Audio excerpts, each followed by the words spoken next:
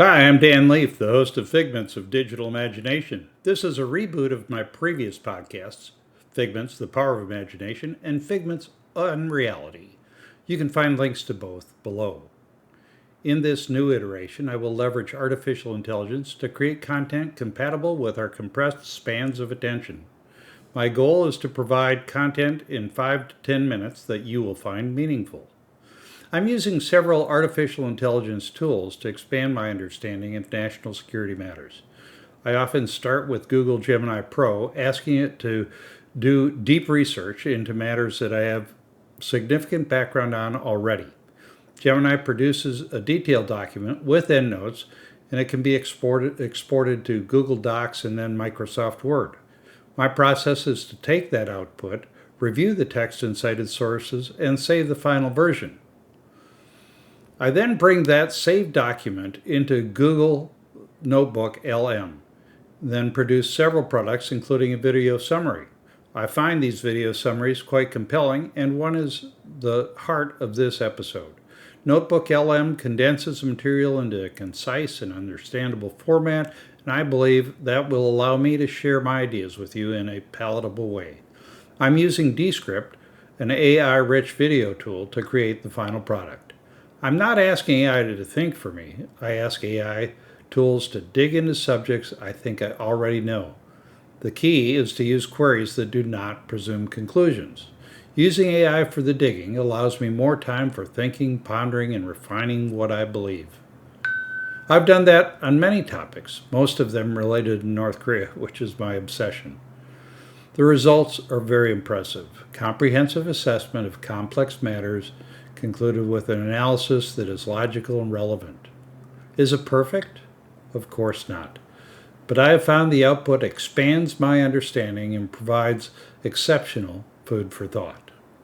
So here is my first Figments of Digital Imagination.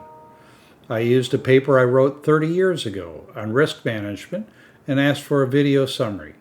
You'll see that Notebook LM summarizes and in the end relates it to use far beyond the military purpose I intended. Please comment as you see fit and stand by for more Figments of Digital Imagination.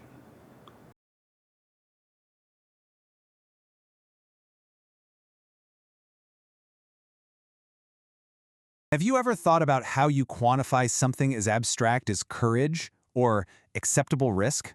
Today, we're looking at a fascinatingly simple idea that came out of a military problem. How do you boil all that complexity down to just a single number? And believe me, the answer has some serious implications for how we all make big decisions.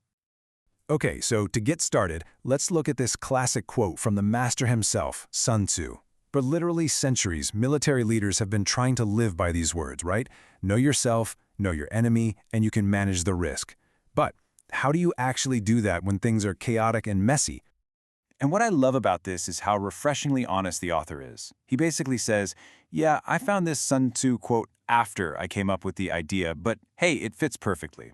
This tells you right away we're not talking about some abstract theory. This is a real, practical solution from someone who is facing a very real problem.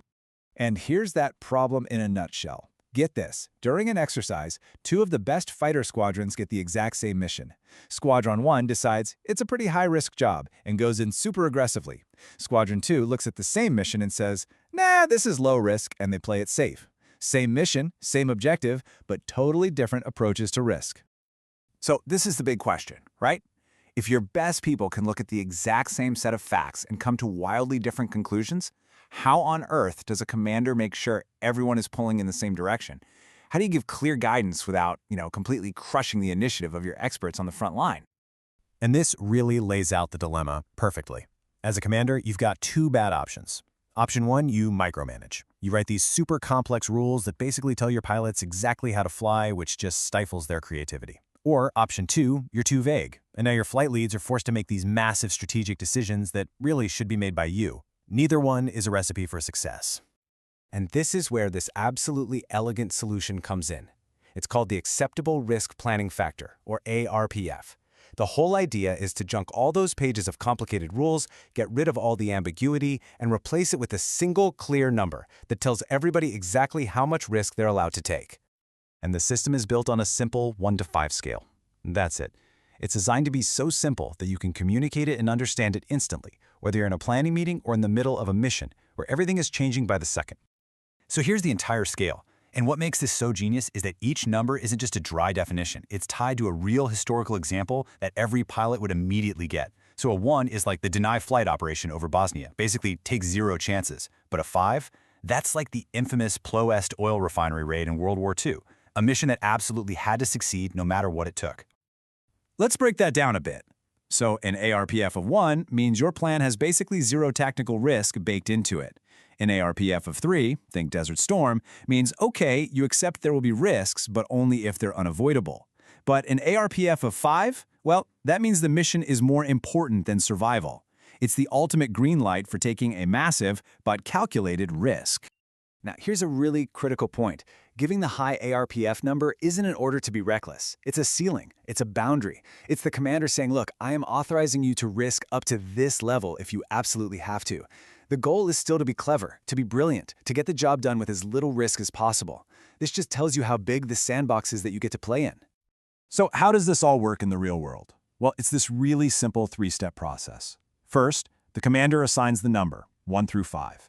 Second, the mission leader plans the tactics to make sure they stay inside that risk boundary. And third, and this part is key, there's a feedback loop. If the mission can't be done within that risk level, the leader on the ground has a really clear, unemotional way to go back up the chain and say, boss, we can't do this at a 2. We need authorization for a 3. Okay, so we get the what and the how, but let's talk about the why. What's the real-world impact? Why is this single, simple number so incredibly powerful? What does it actually change? Well, the impact is, it's huge. It solves that guidance problem we saw at the beginning. And it's not just for fighter pilots, right? This works for bombers, for transport planes, for pretty much everyone. It creates a common language for risk. But most importantly, it empowers the person on the scene to make the smart tactical calls, because they finally understand the strategic boundaries they're working within. And the author, Colonel Leaf, he just sums up this whole philosophy perfectly right here. It's not about control. It's about trust.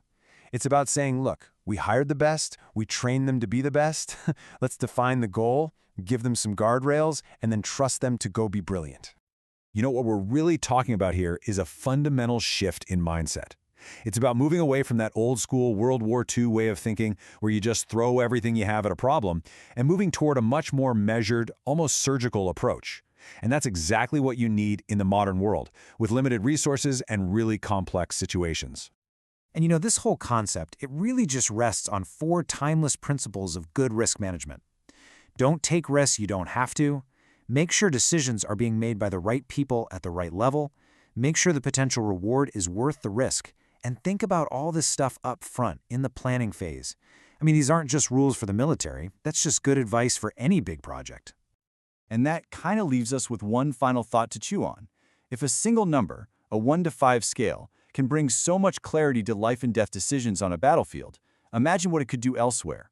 How could a simple scale for acceptable risk change the way your company launches a new product, or how your team tackles a tough project, or even how you approach the really big decisions in your own life?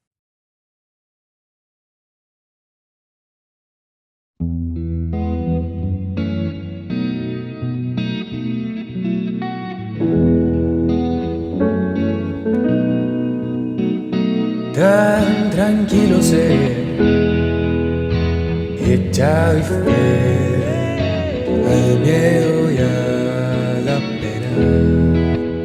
Ser sereno tal vez, elegir estar bien desconectado.